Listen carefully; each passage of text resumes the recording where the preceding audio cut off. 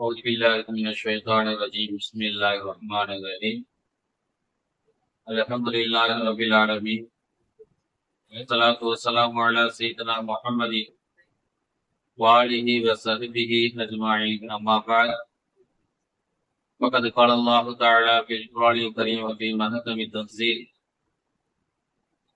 لكم دينكم ولي دين.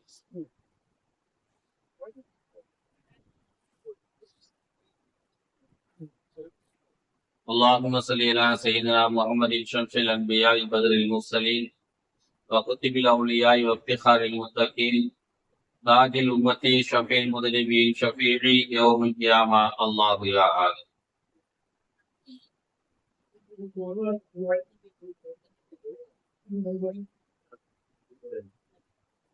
புகழனைத்தும் அல்லாஹ் ஒருவனுக்கே உரித்தானது.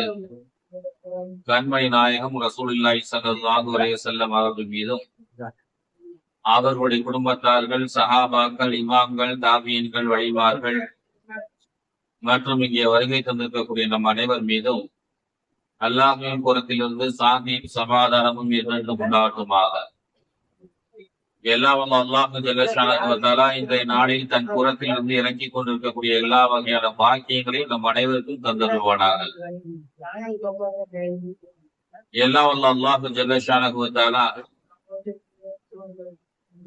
இன்றைய நாளில் தன் புறத்திலிருந்து இறக்கிக் கொண்டிருக்கக்கூடிய துர்பாக்கியங்கள் அனைத்திலிருந்தும் நம்மை நம்முடைய குடும்பத்தினரை பாதுகாத்தருள்வானாக.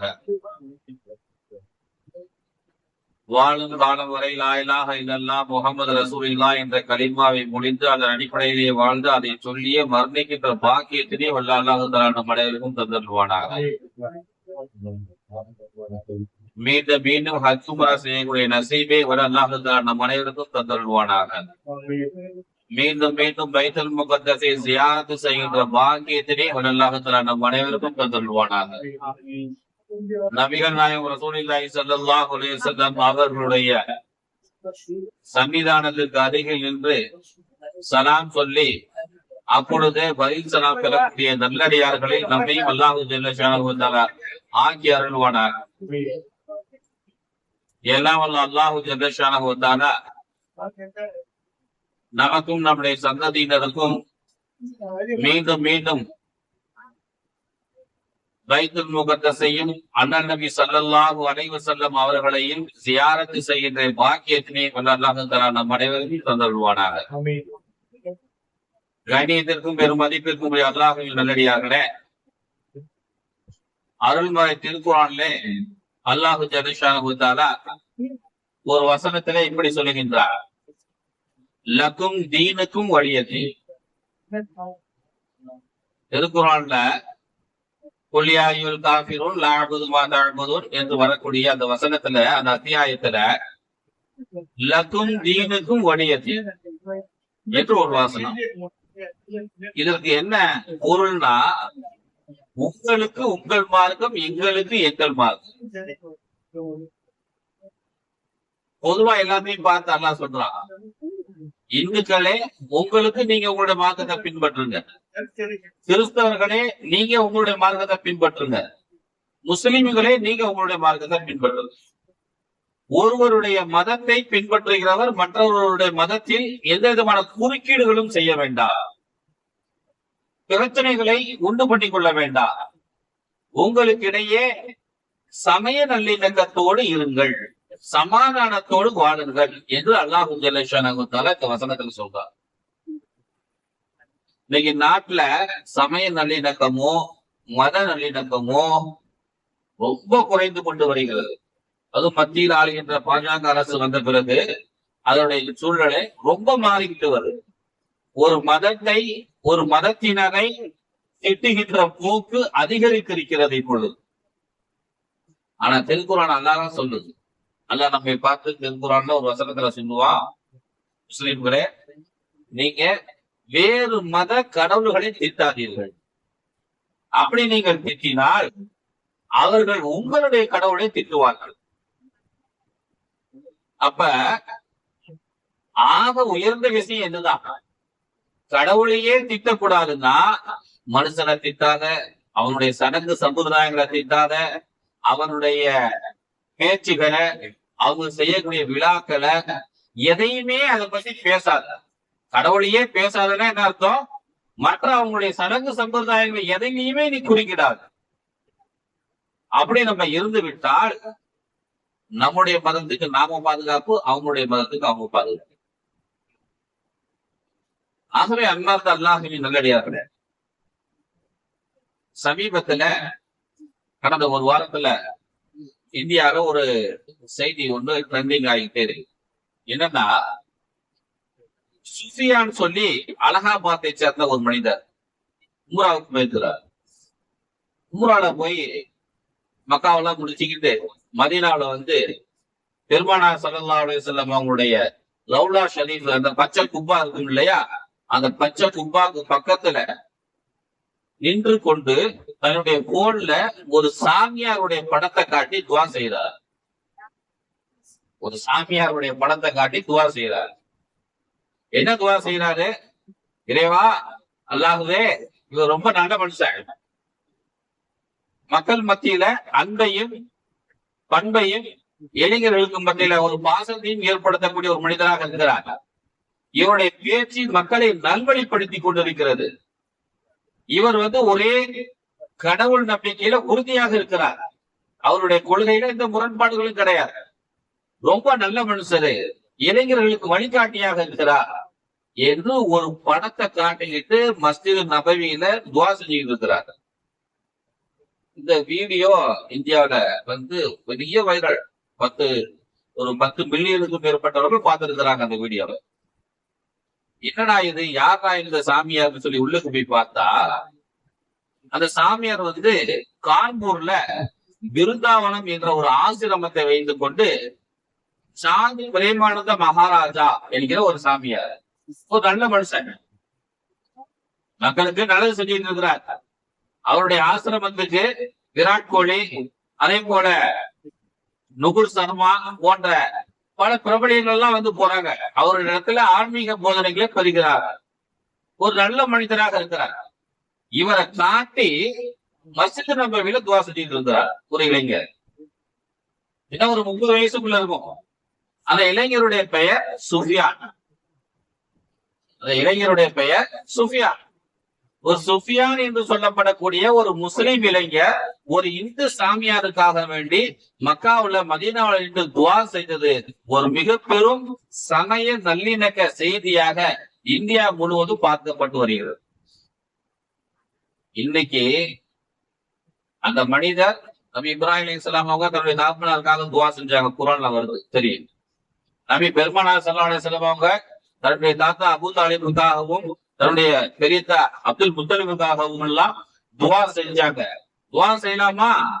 ஒரு இந்துவுக்காக ஒரு முஸ்லிம் துவா செய்யலாமா? அல்லாஹ்விடத்துல எல்லா விஷயங்களுக்காகவும் துவா செய்யலாம். அவர் ஆரோக்கியம் பெறணும், அவர் வியாபாரம் நல்ல முன்னேற்றத்துக்கு வரணும், அவங்க குடும்பத்துல எல்லாரும் நல்லா இருக்கணும், அதே போல அவங்க முஸ்லீமாகவும் மாறத்துக்கு நம்ம துவா செய்யணும். அவங்களுக்கு ஈமானுடைய நசீப கூடிய அல்லாஹ் என்று இறைவனத்தில் பிரார்த்தனை செய்வதில் என்ன இருக்குது? இறைவன் தானே எல்லாத்துக்குமே உணவளிக்கிறான், எல்லாத்துக்குமே காற்று ஒண்ணுதான், எல்லாத்துக்குமே ஆதாயம் ஒண்ணுதான், எல்லாத்துக்குமே தண்ணீர் ஒண்ணுதான், எல்லாருமே மனிதர்கள் தான், எல்லாத்துக்கும் ரத்தம் ஒன்னாதான் இருக்குது. இதுல வேறுபாடு காட்டக்கூடாது. பிரார்த்தனை செய்யலாமே என்று சொன்னால் பிரார்த்தனை செய்யலாம். ஆகவே அன்பார்ந்த அல்லாஹ்வின் நல்லடியார்களே, திருக்குறள்ல அந்த வசனத்துல லகும் தீனுக்கும் ஒளியத்தி, உங்களுக்கு உங்க மார்க்கம், எங்களுக்கு எங்க மார்க்கம் என்று சொல்லக்கூடிய இடத்துல இந்த தீன் என்கிற வார்த்தையை பயன்படுத்தி இருப்பாங்க. எல்லாருக்குமே நமக்கு தீன்கிறது வார்த்தைகளும் தெரியும். இஸ்லாத்தை நம்ம தமிழ்ல சொல்லும் பொழுது இஸ்லாம் மார்க்கம், மார்க்கம் என்று சொல்லுவோம். இந்து மதம், கிறிஸ்துவ மதம், புத்த மதம் என்று சொல்லுவோம். இது அவங்களுடைய பழக்கம், இது நம்மளுடைய பழக்கம். ஆனா திருக்குர்ஆன் என்ன சொல்லுது? மதம் என்கிற வார்த்தை சிறந்ததா, மார்க்கம் என்கிற வார்த்தை சிறந்ததா தமிழ்ல அப்படின்னு கேட்டா, அறிஞர்கள் எல்லாருமே ஒத்துக்கொள்ளக்கூடிய ஒரே வார்த்தை மார்க்கம் என்று சொல்வதுதான் சிறந்தது என்று சொல்லுகிறார். மார்க்கம் என்று சொல்வதுதான் சிறந்தது. அல்லாஹ் தஆலா இந்துவையும் மதமாக பார்க்கவில்லை, மார்க்கமாக சொல்லுகிறார். கிறிஸ்துவத்தை மார்க்கமாக சொல்லுகிறார். பௌத்தத்தை மார்க்கமாக அல்லாஹ் குர்ஆன்ல பேசுறார். ஆனா நாம கூட இந்து மார்க்கம் கிறிஸ்தவ மார்க்கம் என்று சொல்லலாம், தப்பு இல்லை. ஏன்னா அல்லாஹ் தாலாவே திருக்குறான்ல லக்கும் தீனுக்கும் வழியதே, உங்களுக்கு உங்கள் மார்க்கம், எங்களுக்கு எங்கள் மார்க்கம் என்றுதான் சொல்கிறார். அந்த இந்துக்களை மற்றவர்களை குறிப்பதற்கு வேற ஒரு வார்த்தையை எல்லாம் பயன்படுத்தல. தீனுங்கிற வார்த்தையை விட்டுட்டு வேற ஒரு வார்த்தையை எல்லாம் பயன்படுத்தல. அதனால அல்லாஹ் ஜல்லஷானஹு தஆலா மிகவும் பொதுவான முறையில் எல்லா மதங்களையும் மதிக்கும் வகையில் அல்லாஹ் தஆலா திருக்குறானில் இந்த வசனத்தை அருளியிருக்கிறான் என்று நாம் பார்க்க வேண்டும். அதே போல கம்யூனிஸ்ட் கட்சிக்காரங்க எல்லாம் தோழரே தோழரே தோழரேன்னு பேசிக்குவாங்க. நம்ம பார்த்திருக்கோம். இந்த தோழரே அப்படின்னு சொல்லிக்கிறதுனால என்ன ஆகுதுன்னா, அந்த இடத்துல சாதிகள் வெளியே தெரியாது, பணக்காரன் யாரு படிச்சவன் யாருன்னு தெரியாது. ஒரு சமமா தெரியும், எல்லாருமே சமமா நடத்தணுங்கிறது தான் அந்த கொள்கையினுடைய, கம்யூனிஸ்டுகளுடைய கொள்கையினுடைய முக்கியமான அம்சம். அவங்க என்ன நடத்திக்கிட்டு இருக்காங்கன்னா, கம்யூனிஸ்ட் கட்சிக்காரங்க உலகத்திலேயே தோழர் என்கிற வார்த்தையை முதலில் பயன்படுத்தியது நாம தான். தோழர் என்கிற வார்த்தைய நாம தான் முதல்ல பயன்படுத்துறோம். ஒரு சகோதரத்துவத்தை, ஒரு சமத்துவத்தை நாம தான் ஏற்படுத்திக்கிட்டு இருக்கிறோம் அவங்க நினைச்சுக்கிட்டு இருக்கிறாங்க. ஆனா ரசூலுல்லாஹி ஸல்லல்லாஹு அலைஹி வஸல்லம் அவங்க தான் முதல்ல அஸ்ஹாபி, என்னுடைய தோழர். சஹாபிங்கிற ஒரு வார்த்தையை சொல்றோம் இல்லையா, ரசூலுல்லாஹி ஸல்லல்லாஹு அலைஹி வஸல்லம் அவங்க தான் முதல்ல பயன்படுத்தின வார்த்தை என்னுடைய தோழர். தோழர் அபூபக்கரை கூப்பிடுங்க, தோழர் உமரை கூப்பிடுங்க, தோழர் அபூ சுஃபியானை கூப்பிடுங்க. இப்படிதான் பெருமானார் ஸல்லல்லாஹு அலைஹி வஸல்லம் சொல்லுவாங்க. அந்த தோழர் என்கிற வார்த்தை எல்லா மதமாச்சரியங்களையும் கட்டுப்படுத்தி விட்டு யாரையும் வெளிப்படுத்தி காட்டவே இல்லை. முதல்ல ரசூலுல்லாஹி ஸல்லல்லாஹு அலைஹி வஸல்லம் எப்படி இருந்தாங்கன்னா, ஒரு மதத்தை போதிக்கக்கூடியவர். ஒரு மதத்தை போதிக்கக்கூடியவர் எப்படி இருப்பார்? அவர் குரு என்கிற பெயரால் அழைக்கப்படுவார். அந்த குருவை பின்பற்றக்கூடியவர்கள் யாராக இருப்பாங்க? சிஷியர்கள். இப்படிதான் உலகத்துல பின்பற்றப்பட்டு வருது. ஆனா ரசூலுல்லாஹி ஸல்லல்லாஹு அலைஹி வஸல்லம் அவங்க தான் அந்த குரு சிஷியங்கிற மாடலே இல்லாம, அந்த முறையே இல்லாம ஒரு புதிய வழிமுறையை தோழர்கள் என்கிற முறையை தோற்றுவித்தார்கள் என்று சொன்னால், அதை பார்க்கறதுக்கு உலகத்தில் இருக்கக்கூடியவர்கள் என்று பெரிய பெரிய அறிஞர்கள் எல்லாம் சாதாரணமா இஸ்லாம் சாதிகளை ஒழித்து விட்டதே என்று சொல்லியிருக்கிறார். பெருமானார் ஸல்லல்லாஹு அலைஹி வஸல்லம் அவங்களுடைய காலத்துல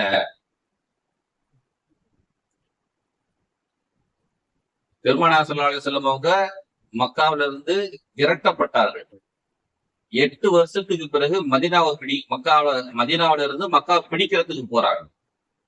இந்த ஃபதஹு மக்கா வெற்றி கொள்ளப்பட்ட இந்த நிகழ்ச்சி இருக்கு இல்லையா, ஏதோ போர் செய்ய வேண்டும் என்பதற்காக வேண்டி ரசூலுல்லாஹி ஸல்லல்லாஹு அலைஹி வஸல்லம் அவங்க மக்கா குறைஷிக்கு மீது போர் செய்யல. அதே போல அந்த நாட்டை பிடிக்க வேண்டும் என்று சொல்லி அந்த நாட்டை மேல போர் தொடுக்கல.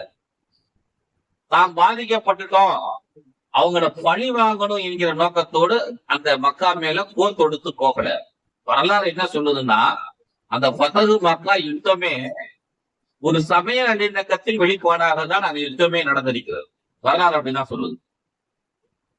ஹிஜ்ரி 6ல ஹுதைபியா உடன்படிக்கை என்று ஒரு உடன்படிக்கை நடந்தது. அதுல 3வது ஷரத்து என்னன்னா, முஸ்லிம்களோடு எந்தெந்த இனத்தவர்கள் சேருகிறார்களோ சேர்ந்து கொள்ளலாம், குறைஷிகளோடு எந்தெந்த இனத்தவர்கள் சேருகிறார்களோ சேர்ந்து கொள்ளலாம். எந்தெந்த ஊருக்காரங்க, எந்தெந்த நாட்டுக்காரங்க, இந்த ஒப்பந்தங்கள்லாம் நடக்குது இல்லையா, அந்த மாதிரி அந்த ஒப்பந்தங்கள்ல கையெழுத்திட்டு கொள்ளலாம், சேர்ந்து கொள்ளலாம் என்று ஒரு ஒப்பந்தம்.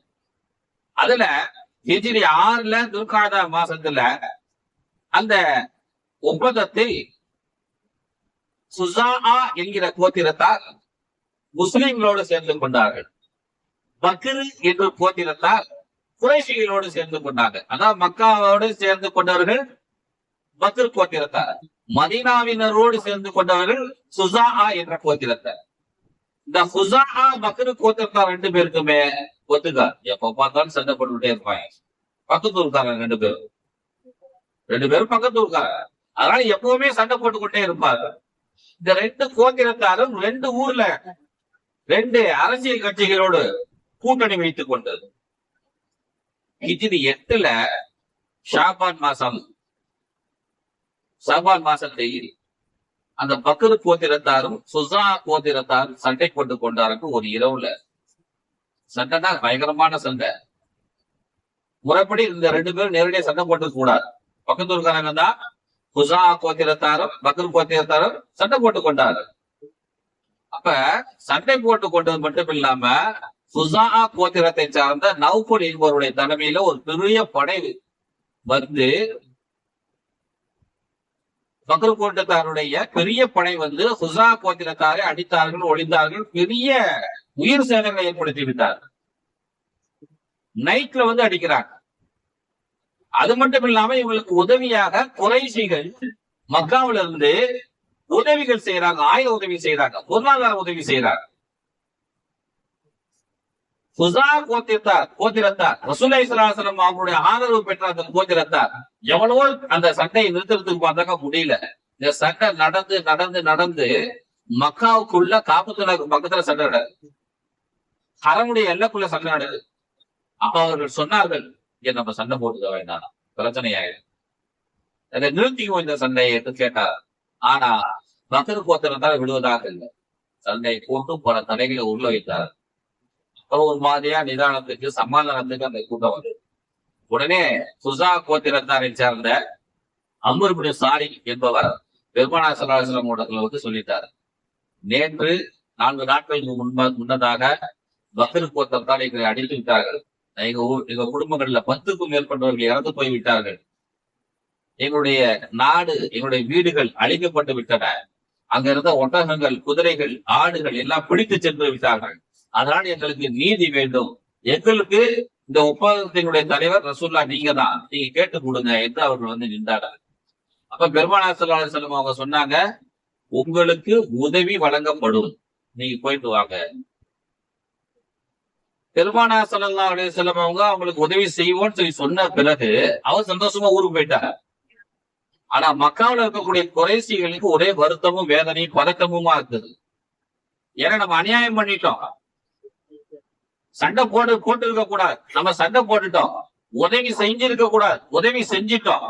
அதனால பெருமானார் ஸல்லல்லாஹு அலைஹி வஸல்லம் அவங்க போர் நடவடிக்கைகள் எதையும் எடுத்தால் அது நம்மை பாதிக்கும் என்று அவர்கள் பயந்து கொண்டு என்ன செய்து விட்டார்கள், அபூ சுஃபியான் அனுப்பி பழைய ஒப்பந்தங்களை புதுப்பிச்சுக்கிட்டு வாங்க, அதே நேரத்துல நடந்த சண்டைக்கு மன்னிப்பு கேட்டுக்குங்க என்று அனுப்பி வைத்தார்.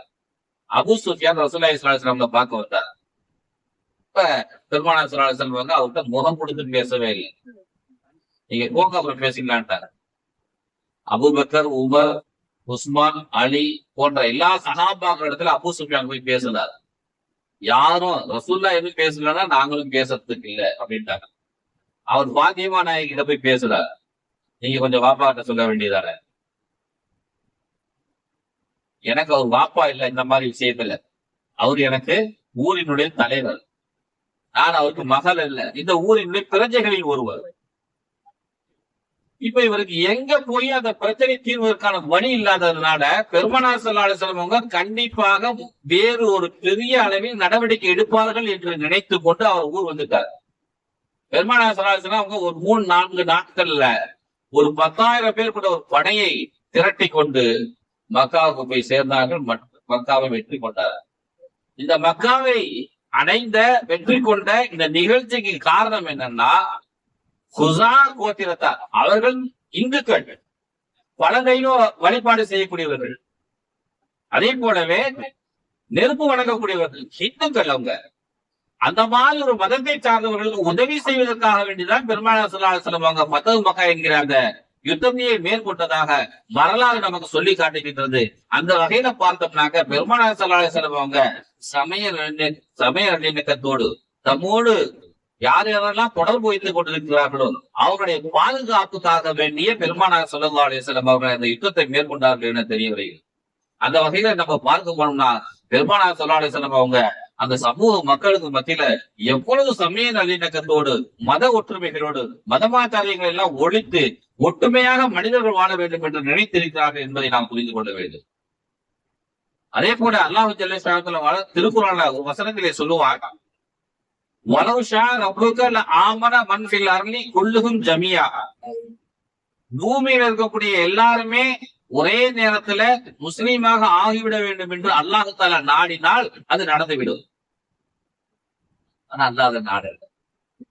அப்ப அன்த துக்ரிஹுன் நாஸ ஹத்தா யகூனு முஃமினூன், எல்லா மக்களும் நபியே எல்லா மக்களும் முஸ்லிமாக வற்புறுத்தி முஸ்லிம் ஆக்கி விட வேண்டும் என்று நீங்கள் நினைக்கிறீர்களா?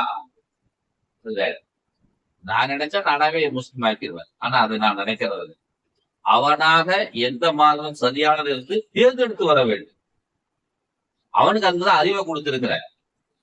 அவன் புரிஞ்சுக்கிட்டு வரணும், அவன் தெரிஞ்சுக்கிட்டு வரணும். நான் எதுவும் செய்வதற்கு இல்லை என்று அல்லாஹ் ஜல்ல வந்தாலா இந்த வசனத்தை சொல்லி காட்டுகின்றார். அன்பார்ந்த அல்லாஹ்வின் நல்லடியார்களே, இப்னு ஹிஷாம்ல ஒரு ஹதீஸ் ஒன்று பதிவு செய்யப்பட்டிருக்கிறது. சஃப்வான் பின் உமையா என்கிற ஒரு நபி தோழர் இருந்தார். அவரு குறைஷி வம்சத்தை சார்ந்தவர் தான். அவரு பெருமானார் ஸல்லல்லாஹு அலைஹி வஸல்லம் அவங்களை நேரடியாகவே கொலை செய்ய முயற்சி செய்தவர்களில் ஒருவர். இஸ்லாத்துக்கு எதிராக ஏறத்தாழ 21 வருடங்கள் களமாடியவர். ஃபதஹ் மக்காவுக்கு பிறகுதான் அவர் முஸ்லிமாகவே மாறுறாங்க. ஃபதஹ் மக்கா வரையிலும் பெருமானார் ஸல்லல்லாஹு அலைஹி வஸல்லம் அவங்களுக்கு எதிராகவே 21 வருடங்கள் செயல்பட்டவர். முஸ்லிம்களுக்கு எதிராக இருந்தவர், இஸ்லாத்துக்கு எதிராக இருந்தவர், ரசூலுல்லாஹ்வுக்கு எதிராக இருந்தவர். இப்படி எல்லா இக்கடுகளிலும் எதிரணியில் நின்றவர் சஃப்வான். அவரு இந்த மக்கா வெற்றி கொள்ளப்பட்ட பிறகு ரசூலுல்லாஹி ஸல்லல்லாஹு அலைஹி வஸல்லம் அவங்க சில பேருக்கு பொது மன்னிப்பு வழங்கினாங்க, சில பேருக்கு மரண தண்டனை வழங்கினாங்க, சில பேர் குறித்து ரசூலுல்லாஹ் ஒண்ணுமே சொல்லல அப்படி விட்டுட்டாங்க. இந்த ஒண்ணுமே சொல்லப்படாம விடப்பட்டவர்களில் சஃப்வானும் ஒருவர். இவருக்கு செஞ்ச பாவம் நினைவுக்கு வரும் இல்லையா? ரசூலுல்லாஹி ஸல்லல்லாஹு அலைஹி வஸல்லம் நம்மளை பார்த்தாக்க வெட்டிடுவாங்க, சிறை சேதம் செஞ்சு விடுவார்கள், தூக்கு தண்டனை கொடுத்து விடுவார்கள் என்று அவர் புரிந்து கொண்டு இங்க இருந்தா நம்முடைய உயிருக்கு ஆபத்துன்னு சொல்லி நினைச்சு அவரு மக்காவில இருந்து புறப்பட்டு ஜித்தாவுக்கு போயிடுவார். ஜித்தாவில இருந்து எங்கேயாவது ஒரு நாட்டுல கப்பல் ஏறி புறப்பட்டு போய்விடலாம் என்று போய் கொண்டிருப்பார். இவர் இல்லை என்றை தெரிந்து கொண்டு அவருடைய மனைவி உம்முல் ஹக்கீம் என்ன செஞ்சாங்க, அவர் தொடர்ந்துகிட்டே பின்னாலேயே போய் ஜித்தாவுல போய் கப்பல்ல ஏறினவரை இறக்கி அழைச்சிட்டு வந்துட்டாங்க. நீங்க வாங்க ரசூல்லா, நான் உங்களுக்கு பொது மன்னிப்பு வாங்கி தரேன். ரசூல்லா நான் சொன்னா கேட்பாங்க, வாங்க அப்படின்னு இழுத்துட்டு விட்டார். மனைவி இழுத்துட்டு விட்டார். ஊருக்குள்ள வந்தாச்சு மக்காவுக்குள்ள வந்த பிறகும் அவருக்கு ஒரே பயம். ரசூலுல்லாஹி ஸல்லல்லாஹு அலைஹி வஸல்லம் அவங்க இன்னும் நமக்கு பொது மன்னிப்பு கொடுக்கல, நமக்கு எந்த நேரத்துல ஆபத்து என்று அவர் விலகி கொண்டு ஊருக்குள்ள இல்லாம என்ன செஞ்சிட்டாரு, மலைகள்ல மேல ஏறி பதுங்கி கொண்டார். இந்த செய்தி உமர் ரலியல்லாஹு அவர்களுக்கு தெரிந்தது. உமர் ரலியல்லாஹு ரசூலுல்லாஹி ஸல்லல்லாஹு அலைஹி வஸல்லம் சென்று யார சொல்லலாம், சஃப்வான் பின் உமையா ஏதோ நிறைய பாவம் பண்ணிட்டாரு, நமக்கு எதிராக செயல்பட்டாரு, அவர் நீங்க மன்னிச்சிருங்களேன். நான் அவரை பத்தி ஒண்ணுமே சொல்லலையே, நான் அப்பயே அவரை மன்னிச்சுட்டேனே என்று பெருமானார் ஸல்லல்லாஹு அலைஹி வஸல்லம் சொன்னார். நான் அவரை அப்பவே மன்னிச்சுட்டேனே என்று பெருமானார் ஸல்லல்லாஹு அலைஹி வஸல்லம் சொன்னார். உடனே உமர் ரலியல்லாஹு அவங்க சஃப்வானை தேடிக்கொண்டு மலைமலையா ஏறுறாரு, இறங்குறாரு, சத்தம் போடுறாரு. ஒரு 2-3 நாளைக்கு பிறகு ஒரு மலையில அவர் கண்டுபிடிச்சாச்சு. ஏன்னா அவர் பதுங்கிட்டு இருக்கிறார். இப்போ அவர் மேல போய் வாங்க ரசூலுல்லாஹி ஸல்லல்லாஹு அலைஹி வஸல்லம் நான் பேசிட்டேன், ரசூலுல்லாஹி ஸல்லல்லாஹு அலைஹி வஸல்லம் உங்களுக்கு மன்னிப்பு கொடுத்து விட்டார், நீங்கள் வாருங்கள் என்று அழைக்கிறார். சஃப்வான் சொன்னாரு, இல்ல என்னால நம்ப முடியாது, நீங்க ஏதோ என்ன ஆறுதல் படுத்துவதற்காக வேண்டி சொல்லி அழைச்சிட்டு போக பாக்குறீங்க, நான் வர முடியாது. அப்பொழுது உமர் ரலியல்லாஹு எவ்வளவோ வற்புறுத்தி கொண்டு கூப்பிட்டாங்க, ஆனால் அவர் வரல. உமர் ரலியல்லாஹு பெருமானார் ஸல்லல்லாஹு அலைஹி வஸல்லம் யாரும் சொல்லலாம், உங்களிடத்திலிருந்து ஏதாவது ஒரு அடையாளம் கொடுங்கள். அவர் வர மறுக்கிறார், பயப்படுகிறார், ஏதாவது ஒரு அடையாளம் கொடுங்க. பெருமானார் ஸல்லல்லாஹு அலைஹி வஸல்லம் அப்படி இப்படி பார்த்தாங்க, தலப்பாவை கட்டி கையில எடுத்தார். அவர் தலப்பாவை தூக்கிட்டு அங்க போறார். அவர் தலப்பாவை காட்டி பெருமானார் ஸல்லல்லாஹு அலைஹி வஸல்லம் அவங்க சமாதானத்தினுடைய அடையாளமாக தலைப்பாகையை கொடுத்திருக்கிறார்கள், நீ சொல்லுவா. அதுக்கு பிறகு அவர் அரமனசா வரார். பெருமானார் ஸல்லல்லாஹு அலைஹி வஸல்லம் அவர்களை வந்து சந்திக்கிறார். என்ன சஃப்வான், நான் உங்களை அன்னைக்கே மன்னிச்சுட்டேனே, ஏன் அங்கங்க ஓடி ஒளிஞ்சுக்கிட்டு இருக்கிறீங்க, இங்கே இருக்கலாமே. மன்னிக்கப்பட்டு விட்டீர் என்று பெருமானார் ஸல்லல்லாஹு அலைஹி வஸல்லம் சொன்னதுமே இப்ப சஃப்வான் சொல்றார், நாயகமே நான் இன்னும் முஸ்லிமாகவும் விரும்பல.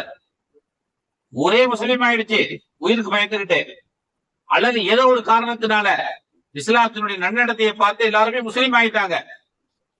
ஆனா எனக்கு இன்னும் இஸ்லாம் ஆகிறதுக்கு மனநிலை ஏற்படல, எனக்கு ஒரு 4 மாசம் அவகாசம் எடுத்துங்க, தாராளமா எடுத்துங்க. பெருமானார் ஸல்லல்லாஹு அலைஹி வஸல்லம் ஒரு 4 மாசம் அவகாசம் கொடுத்தாங்க. ஆனா ஒரு நிபந்தனை, நீங்க உங்களுடைய மார்க்கத்தை பின்பற்றுங்க, உங்களுடைய மதத்தை பின்பற்றுங்க. நீங்க எப்படி வணங்குறீங்களோ வழிபடுறீங்களோ வழி செய்யுங்க. ஆனா நீங்க ஏன் கூட இருக்கணும், நீங்க ஏன் கூட இருக்கணும் என்று பெருமானார் ஸல்லல்லாஹு அலைஹி வஸல்லம் சொல்லிவிட்டாரு. சஃப்வான் ரசூலுல்லாஹி ஸல்லல்லாஹு அலைஹி வஸல்லம் கூடவே இருந்தார் 4 மாதம். அதுல ஹுனைன் என்று ஒரு யுத்தம் நடந்தது அந்த 4 மாசத்துல. அந்த ஹுனைன் யுத்தத்துக்கு பெருமானார் ஸல்லல்லாஹு அலைஹி வஸல்லம் படைகளை திரட்டி கொண்டு போகிறாங்க. போகும் பொழுது, புறப்படும் பொழுது சஃப்வான் எதிரி படைகளினுடைய தளபதியாக இருந்தவர். பல யுத்தங்களுக்கு பெருமானார் ஸல்லல்லாஹு அலைஹி வஸல்லம் அவங்க அவர்கிட்ட போய் உங்ககிட்ட இருக்கக்கூடிய ஆயுதங்களை கொஞ்சம் கொடுத்து உதவுவா கேட்டாங்க. அப்ப அவர் சொன்னார், ஆயுதங்களை உங்களுக்கு நான் உதவியா தான் கொடுக்கிறேன், இஸ்லாத்துக்காக முழுசா நான் அர்ப்பணித்து விடவில்லை, அதே நேரம் உங்களுக்கு அர்ப்பணிப்பாகவும் நான் கொடுக்கவில்லை, இரவெல்லாம் தரேன், கொண்டுட்டு போயிட்டு கொண்டு வந்து கொடுத்துருங்க என்று அவர் சொன்னார். பெருமானார் ஸல்லல்லாஹு அலைஹி வஸல்லம் அதே போல அவர்கிட்ட இருந்த பல ஆயுதங்களை வாங்கி கொண்டு தேவையானவர்களுக்கு எல்லாம் தேவையான ஆயுதங்களை கொடுத்து அந்த ஹுனைன் யுத்தத்துக்கு போயிட்டார். யுத்த களம் பெருமானார் ஸல்லல்லாஹு அலைஹி வஸல்லம் கூடவே அவர் இருக்கிறார். பாருங்க, எதிரிகள் ஒரு யுத்தம், இங்க முஸ்லீம்கள் இருக்கிறாங்க, போர்க்களம் வேற. ஆனா இவர் முஸ்லீமாகவே ஆகல, இன்னும் இந்துவா தான் இருக்கிறார், வேறு மதத்தை சார்ந்தவராக தான், பலதெய்வ வழிபாடு உடையவராக தான் இருக்கிறார். ஆனா ரசூலுல்லாஹ்க்கு கூடவே இருக்கிறார். இவர் எதிரிக்கு ஆதரவாளரும் கிடையாது, ரசூலுல்லாஹ்க்கு ஆதரவாளரும் கிடையாது, நடுநிலையாளராக அங்க இருக்கிறார். அந்த யுத்தத்துல பெருமானார் ஸல்லல்லாஹு அலைஹி வஸல்லம் அவங்க யுத்தத்தை எப்படி செய்யணும், என்னென்ன தந்திரங்களை செய்யணும், எப்படி பேசணும், எப்படி தன்னுடைய சிப்பாய்களை வழி நடத்த வேண்டும் என்றெல்லாம் பெருமானார் ஸல்லல்லாஹு அலைஹி வஸல்லம் அவங்க சொல்லக்கூடிய செய்யக்கூடிய அந்த கட்டளைகளை காட்சிகளே அவங்க பார்த்துக்கிட்டே வர. அவரும் ஒரு போர்படை தளபதியாக இருந்தவர் தானே. பார்த்தா அவர் பிரமிச்சு போயிட்டார். ஒரு மனுஷனுக்கு எப்படி அறிவு இருக்குமா, இவ்வளவு சாதுரியமான முறையில இந்த படைகளை வழி நடத்துறாரு, நம்ம ஏன் தோத்து போயிட்டோங்கிறது இப்பதான் நமக்கு தெரியுது. அவர் சொல்றாரு, இவ்வளவு புத்தி சாதுரியமாக அறிவாளியாக யோசித்து ஒவ்வொரு காட்சியையும் ஒவ்வொரு சூழ்நிலைகளையும் பெருமானார் எதிர்கொள்கிறார்களே என்று அவர் ஆச்சரியப்பட்டு போய்விட்டார். கடைசியாக யுத்தமும் முடிஞ்சது, இஸ்லாத்துக்கு வெற்றி கிடைத்தது. அந்த போர் பொருட்கள் எல்லாம் கைப்பற்றப்பட்டன, ஒரு இடத்துல அள்ளி வைக்கப்பட்டிருக்குது. அந்த போர்ல கலந்து கொண்டவங்களுக்கு எல்லாத்துக்கும் அந்த போர் பொருட்கள், கனிமத்து பொருட்கள் பங்கிட்டு கொடுக்கப்பட்டு கொண்டே வருகிறது. ரசூலுல்லாஹி ஸல்லல்லாஹு அலைஹி வஸல்லம் பக்கத்திலே அவரும் உட்கார்ந்துகிட்டு எல்லாரும் மூட்டை மூட்டையா தங்க நாணயங்களையும் வெள்ளி நாணயங்களையும் ஒட்டகங்களையும் குதிரைகளையும் ஆடுகளையும் ஓட்டி செல்வதை பார்த்து கொண்டே இருக்கிறார். யதார்த்தமா ரசூலுல்லாஹி ஸல்லல்லாஹு அலைஹி வஸல்லம் அவருடைய கண்ணு எங்க பாக்குங்கிறத ரசூலுல்லாஹுடைய கண்ணு பார்த்து விட்டது. மூட்டை மூட்டையா தூக்கிட்டு போறாங்க, இல்ல 50 ஒட்டகம் 20 ஒட்டகம் தூக்கிட்டு போறாங்களே அப்படின்னு அவருக்கு ஆசை இருக்கிற அந்த காட்சியை பெருமானார் பார்த்து விட்டார். பெருமானார் ஸல்லல்லாஹு அலைஹி வஸல்லம் அவங்க சஃப்வான் வேணுங்கிறது நீங்க எடுத்து, தங்க நாணயங்கள் குவிக்கப்பட்டிருக்கிறது, வெள்ளி நாணயங்கள் குவிக்கப்பட்டிருக்கிறது, நீங்க உங்களுக்கு வேணுங்கிறத எடுத்துங்க, இல்லையா சொல்ல எடுத்துக்க. அவர் போனாரு, ஒரு தன்னுடைய தலப்பாவை கழட்டி வச்சாரு. எல்லாருமே எந்த அளவுக்கு அள்ளிட்டு போவாங்களோ கொடுப்பாங்களோ, ஒரு போர்படை சிப்பாய்க்கு எவ்வளவு கொடுக்கப்படுமோ அந்த அளவுக்கு அவரும் வேணுங்கிற அளவுக்கு அள்ளி வச்சுக்கிட்டார். தங்க நாணயங்கள் வெள்ளி நாணயம். யார சொல்ல எனக்கு இது போதும், இன்னும் கொஞ்சம் எடுத்துங்க, எடுத்துக்கிட்டார். இன்னும் கொஞ்சம் எடுத்துங்க, எடுத்துக்கிட்டார். பிறகு பெருமானார் ஸல்லல்லாஹு அலைஹி வஸல்லம் யார சொல்ல எனக்கு இது போதும் வேண்டாம், சரி இவருக்கு ஒரு 100 ஒட்டகங்களை ஓட்டி விடுங்கள், இவருக்கு ஒரு 200 ஆடுகளை ஓட்டி விடுங்கள் என்று பெருமானார் ஸல்லல்லாஹு அலைஹி வஸல்லம் குறிப்பிட்ட ஒரு சஹாபியை கூப்பிட்டு சொன்னார்கள். அதே போல அவர் கொடுத்து போட்டுச்சு.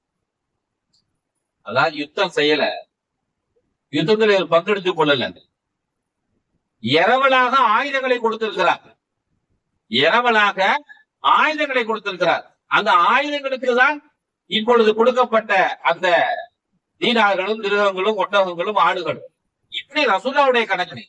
ஆனா அவர் என்ன நினைக்கிறாரு, நம்ம ஒரு பொதுவான ஆளா வந்தோம், ரசூலுல்லாஹி ஸல்லல்லாஹு அலைஹி வஸல்லம் இவ்வளவு அள்ளி கொடுக்குறாங்களே, ரசூலுல்லாஹ் கூடவே இத்தனை மாசங்கள் இருந்திருக்கிறோம், ஒரு நாள் நீ ஏன் முஸ்லீமாக கேட்கலையே, தன்னுடைய மதத்தை வற்புறுத்தி நம்மளிடத்தில் திணிக்கவில்லையே, இவர் கண்டிப்பாக நபியாகத்தான் இருக்க வேண்டும் என்று சொல்லி அந்த ஹுனைன் யுத்தத்திலிருந்து திருப்பி வரும்போது அவர் முஸ்லீம் ஆகுவதாக ஒரு வரலாறு பதிவு செய்யப்பட்டிருக்கிறது. யோசனை செஞ்சு பாருங்க, பெருமானார் ஸல்லல்லாஹு அலைஹி வஸல்லம் கூடவே ஒரு 4 மாதங்கள் இஸ்லாம் அல்லாத ஒருத்தர் பயணித்திருக்கிறார். எவ்வளவு பெரிய விஷயம்! யாரா வச்சுக்குவாங்களா? இப்ப இருக்கக்கூடிய முக்கியமான பெரும் பெரும் பொறுப்புகள் இருக்கக்கூடியவர்கள் எனக்கு பக்கத்துல முஸ்லீம்களை வச்சுக்கிறதுக்கு யோசிக்கிறான். ஏன்னா அவன் அவ்வளவு அநியாயம் பண்றான் முஸ்லீம்களுக்கு. அதனால இந்த முஸ்லீம் நமக்கு ஏதாவது செஞ்சிருவானோன்னு சொல்லி பயப்படுறான். வேற ஒண்ணும் கிடையாது. முஸ்லீம்களை வச்சுக்கிட்டா பாதுகாப்பு. சீக்கியர்கள் தான் இந்திரா காந்திய, இந்துக்கள் தான் காந்திஜிய. நம்ம பாக்குறோம் இல்லையா? தமிழர்கள் தான் இந்திரா காந்திய, யார ராஜீவ் காந்திய நம்ம பாக்குறோம். இதுல ஏதாவது ஒரு முஸ்லீம் யாராவது கலந்துருக்கிறானா? இதுல முஸ்லீம்கள் செய்ததாக இந்தியாவில பல்வேறு வழக்குகள் இருந்தாலும் குண்டுவெடிப்புகள் இருந்தாலும் எதுவுமே இன்னும் நிரூபிக்கப்படல. இந்த காட்சிகளை நம்ம பார்க்கிறோம். ஆகவே அன்பார்ந்த அல்லாஹ்வின் நல்லடியார்களே, நபிகள் நாயகம் ரசூலுல்லாஹி ஸல்லல்லாஹு அலைஹி வஸல்லம் அவர்கள் அந்த மக்கள் மத்தியில மத நல்லிணக்கத்தோடு சமாதானத்தோடு வாழ்ந்திருக்கிறார்கள். அப்படிப்பட்ட ஒரு வாழ்க்கையை நாமும் பிற மதத்தவர்களோடு வாழ்வதற்கு முயற்சிகளை மேற்கொள்ள வேண்டும்.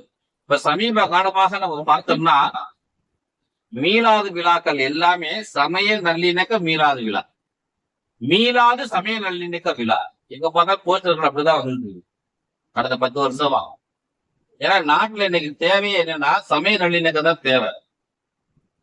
அந்த சமய நல்லிணக்க விழாவை முஸ்லிம்கள் மட்டும்தான் நடத்திட்டு இருக்கிறோம்.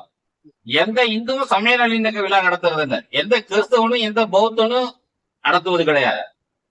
நாம தான் வழியென இந்த நாட்டுல இருந்து கொண்டு சமய நல்லிணக்க விழாக்களை நடத்தி கொண்டிருக்கிறோம். சமய நல்லிணக்கம் இந்த மக்களுக்கு தேவை என்று நாம் வற்புறுத்தி கொண்டிருக்கிறோம் என்பதை இந்த நிகழ்ச்சிகள் எல்லாம் நமக்கு உணர்த்துகிறது. இன்னொன்னு என்னன்னா, ரசூல்லாவை முன்னிறுத்தி சமய நல்லிணக்கம் விழா நடத்துவதற்கு ரசூல்லா மட்டும்தான் தகுதியானவர். வேற யாரையுமே நம்ம சமய நல்லிணக்கனுடைய நாயகராக முன்னிறுத்த முடியாது. முன்னிறுத்தி ஒரு விழாவை நடத்த முடியாது. அந்த வகையில பெருமானார் ஸல்லல்லாஹு அலைஹி வஸல்லம் அவர்களை முன்னிறுத்தி ஒரு மிகப்பெரிய அளவில் இந்தியாவில் தமிழகத்தில் மீலாது விழாக்கள் நடந்து கொண்டிருக்கின்றன.